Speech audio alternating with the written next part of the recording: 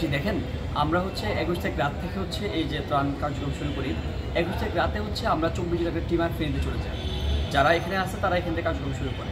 তো আমরা যখন একটা ট্রাক নিয়ে যাই ফেরিতে, মানুষরা আমাদের এখানে যারা আছে তারা ভাবলো কি আর একটু বৃহৎ পরিসর করা যায় এখানে এই কার্যক্রম।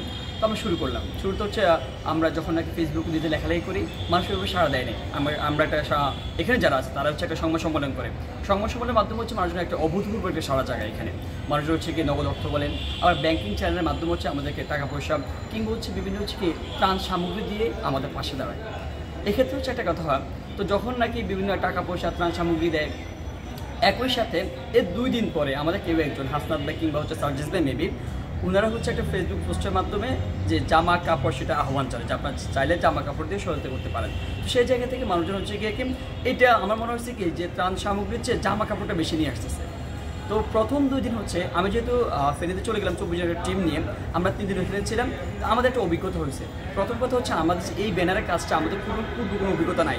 আদতে কী লাগবে না লাগবে, কোথায় লাগবে, কতটুকু লাগবে সেটা আমাদের এখানে যারা আসলে কোনো অভিজ্ঞতা নেই। আমি যখন ফেরিতে গেলাম আমার একটা একটা তৃপ্ত অভিজ্ঞতা হলো। তো আমরা হচ্ছে ওইখানে গিয়ে যখন ত্রাণ কার্যক্রম পরিচালনা করতে গেলাম, বেশিরভাগ দেখা যাচ্ছে ওইখানে গিয়ে খাবার পানি লাগে প্রথম কয়েকদিনে। খাবার পানি আবার হচ্ছে কি শুকনো খাবার উদ্ধার কার্য সেটা হচ্ছে কি বেশি হচ্ছে প্রায়োরিটির বিষয়। আমরা এইভাবে শুরু করি। আমি আবার 3 দিন পর এখানে ব্যাক করার পর এখানে দেখতেছি এখানে একটু হজবল অবস্থা, সিনিয়রের মধ্যে কেউ নেই। এর মধ্যে হচ্ছে গিয়ে মানুষজন বেশিরভাগ হচ্ছে প্রথম 2 দিন আমি বলছি প্রথম দিন হচ্ছে আমাদেরকে ত্রাণ সামগ্রী নিয়ে আসতেছে, একই সাথে 2 দিন পরে হচ্ছে গিয়ে বেশিরভাগ মানুষের নগদ অর্থ দিচ্ছে আর দিচ্ছে হচ্ছে জামা কাপড় দিচ্ছে। একটা বিষয় আমরা জানি যে বন্যা কবলিত যে কোনো মানুষ এখন তার চাহিদা হচ্ছে গিয়ে শুকনো খাবার কিংবা হচ্ছে বাড়ি খাবার। কিন্তু আমি জানি আমরা 10 দিন আমি হচ্ছে কি এক জামা কাপড় থাকতে পারবো, কিন্তু আমি হচ্ছে কি একদিন না খেয়ে থাকতে পারবো না। এটা হচ্ছে আমার একটা মূল চাহিদার বিষয়টা। তো আমি যখন এখানে আসলাম দেখলাম হজবল অবস্থা, পুরো দায়িত্ব আমি নিয়ে নিলাম।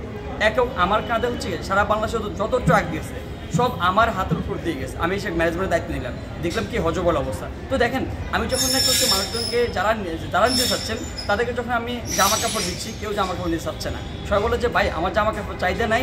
আমি যখন ওইখানে নিয়ে যাই তখন কেউ আমার থেকে জামা কাপড় নেয় না, উল্টা আর কি টিটকারি তিরস্কার করে আমাদেরকে। এখন কি আমার খাবার দেন, খাবার নিয়ে যায়, এটা একটা বিষয়।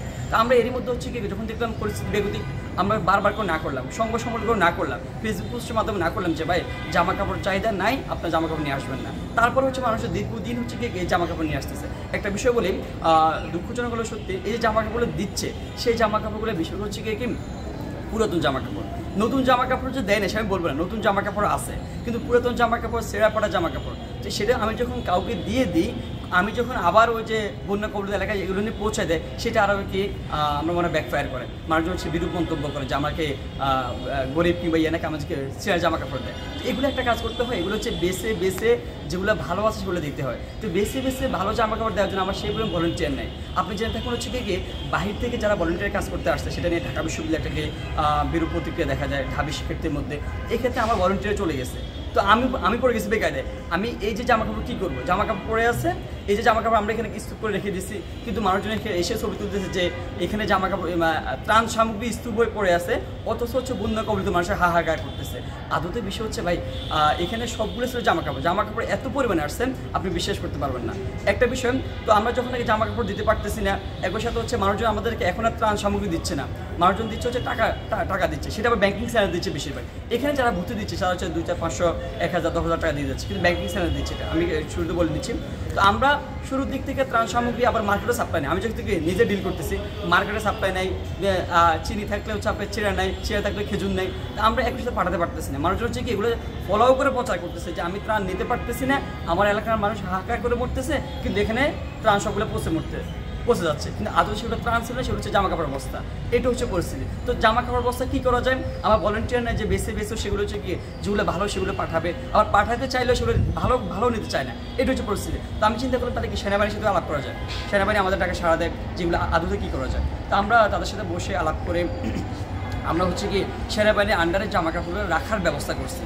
যে আমরা তখন দুই পক্ষ সিদ্ধান্ত নিই যে এখন যেহেতু আমার এখানে রাখার কোনো মানে কি অবস্থা নাই, ভলেন্টিয়ার নাই, ম্যানেজমেন্ট করার মতো সেই ক্যাপাসিটি আমার কাছে নাই, আরও হচ্ছে মানুষের মধ্যে নানা রকম বিরূপ মন্তব্য মানে ছড়াচ্ছেন, সেই জায়গা থেকে সেনাবাহিনী বলে তাহলে কি কাপড়গুলো আমাদের কাছে রাখেন, আমরা ক্যান্টনমেন্টে রাখি, আগামীতে যখন কাপড়ের শীত আসবে, যখন কাপড় চাহিদা পড়বে তখন আমরা এবং আপনারা মিলে এটাকে বন্টন করবো আর কি বিভিন্ন জায়গায়। তো আমরা বললাম ফাইন। এইটা যে কি যে নীতি দীর্ঘ হয়েছে, কেন দীর্ঘ হয়েছে ভাই?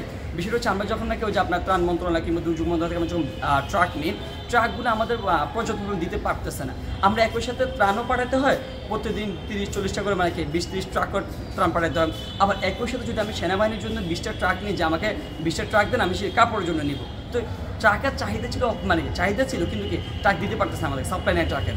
সেই জায়গা থেকে আমরা কি সেনাবাহিনীর কাছে এটা পাঠাতে পারতেছে না। যদিও আগে ডিল হয়েছে যে সেনাবাহিনীর ট্রাকগুলো নিয়ে যাবে, কিন্তু পাঠাইতে লেন্দি হয়েছে, যার কারণ হচ্ছে কি এখানে কি এই জায়গায় ওই জায়গায় কিংবা আমরা চড়ি ছিটি রাখা মানে রাখি নাই, তবু হচ্ছে যেহেতু এখানে রাখা সম্ভব না, এখানে বিশাল কর্মযোগ্য, আমরা জিমনেশিয়াম যেটা আমার সেন্ট্রাল ফিল্ড ঢাকা বিশ্ববিদ্যালয়, সেখানে কিছু জামা কাপড় রাখছি, আর কিছু জামা কাপড় যেগুলো বস্তা ভরা আছে সেগুলো আমরা এখানে রাখছি, টিএসসি রাখছিলাম।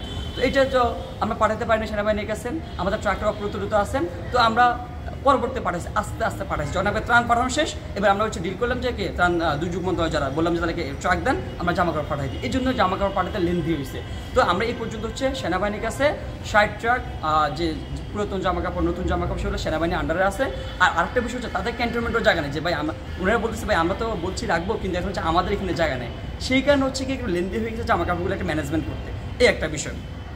আপনি একটা বিষয় বললেন যে কি এখনো বিভিন্ন জায়গায় চড়ি ছিটি আছে। তা আমি প্রথমে একটু বলি সামাজিক বিজ্ঞান বিক্রি করা হচ্ছে। আচ্ছা, একটা বিষয় বলি, হ্যাঁ এই যে আমি বললাম কি আমার ট্রাক নাই, কোথায় পাঠাবো, আবার ক্যান্টনমেন্টও জায়গা নেই, যার কারণে হচ্ছে আর আমি এদিক থেকে হচ্ছে ত্রাণও পাঠাতে হচ্ছে, সব কিছু দৌড়াদৌড়ি। তো আমি হচ্ছে এগুলো যখন নাকি জিমনেশিয়ামে রাখলাম, তো এর মধ্যে বৃষ্টি, কিন্তু তো বৃষ্টির মধ্যে এগুলো পুরো তো জামা কাপড় আছে, তো বৃষ্টির মধ্যে যখন ভিজে যাচ্ছে, তো আমরা তো যা পারছি পাঠাইছি, যেগুলো হচ্ছে পুরাতন জামা কাপড়, ছেঁড়া পাঠা যেগুলো আছে, যেগুলো আমরা যে বেছে রেখে দিয়েছি এক পাশে, সেগুলো হচ্ছে সেনাবাহিনী নিবে না স্বাভাবিকভাবে। যেগুলো ভালো ওগুলো সেনাবাহিনী আন্ডার রাখছে। আমার তো পুরাতন জামা কাপড় আমি কুক্ষিগত কিংবা হচ্ছে মজুত করে আমার কোনো লাভ নেই। যেগুলো ছেঁড়া পাঠা জামা কাপড় আছে ওগুলো হচ্ছে কে পরবর্তী জিমনেশিয়ামে পড়েছিল, তো সেগুলো হচ্ছে আমরা চিন্তা করলাম তাহলে এগুলো তো আমরা অপচয় লাভ নেই।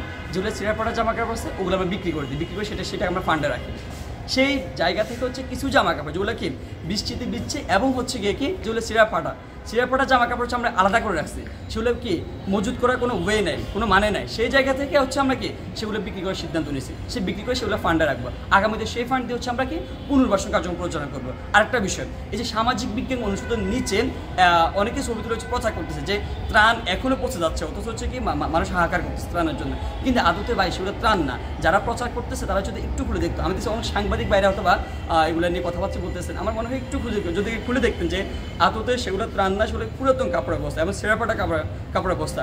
আরেকটা বিষয় বলি, সেই যে সামাজিক বিজ্ঞান অনুষদের নিচে যে কয়েকটা বস্তা পড়ে আছে সেগুলো একা আমাদের ব্যানারে না। আপনি জেনে থাকবেন ঢাকা বিশ্ববিদ্যালয় ক্যাম্পাসের মধ্যে বৈষম্য বিরোধী ছাত্র আন্দোলনের ব্যানার ছাড়াও অনেকগুলো ছাত্র সংগঠন বলেন, আবার সামাজিক সংগঠন বলেন, তারা হচ্ছে কি এই যে ত্রাণ বলেন, কাপড় বলেন, সেগুলো কালেক্ট করছে। তো তারা সবাই মিলে হচ্ছে ওইখানে গিয়ে রেখে দিচ্ছে, যেহেতু কি কাপড়ের চাহিদা নাই, কাপড় আবার কি ছেঁড়া ফাটা কাপড়, সেই জায়গা থেকে ওগুলো পাঠাতে পারে নাই। আমরা যেগুলো ডিল করছি সেগুলো হচ্ছে আমরা সেনাবাহিনীর মাধ্যমে সেগুলো মজুত রাখছি।